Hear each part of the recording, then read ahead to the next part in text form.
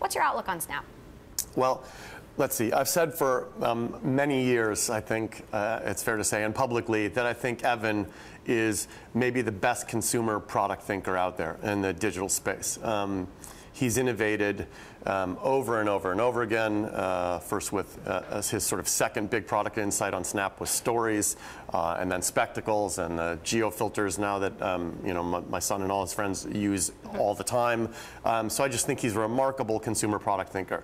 The challenge for these kinds of companies the challenges include in the consumer advertising space, consumer digital advertising space.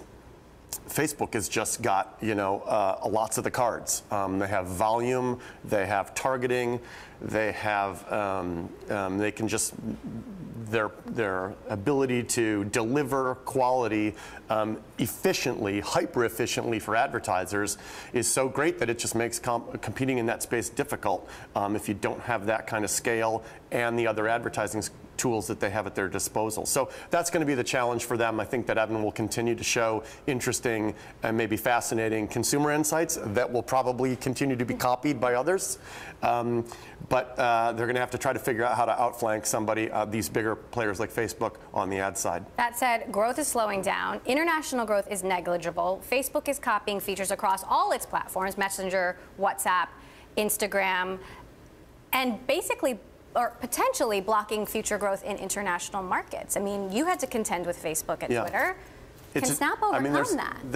It's a challenge. There's no question about it. The advantage that Evan has is he's a remarkable consumer product thinker. I mean, the fact that he launched spectacles when he did in the wake of people sort of waving Google Glass aside.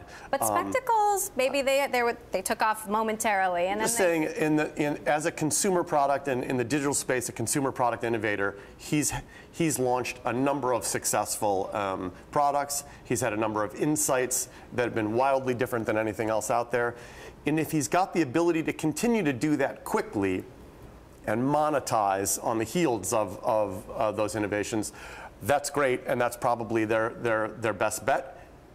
You mentioned the big important challenge, and it's an extraordinary challenge, is if Facebook can just fast follow on all these things and then continue to present these opportunities as we've got the same thing they do but with a bigger audience to advertisers, that's a very, very tough thing to compete against.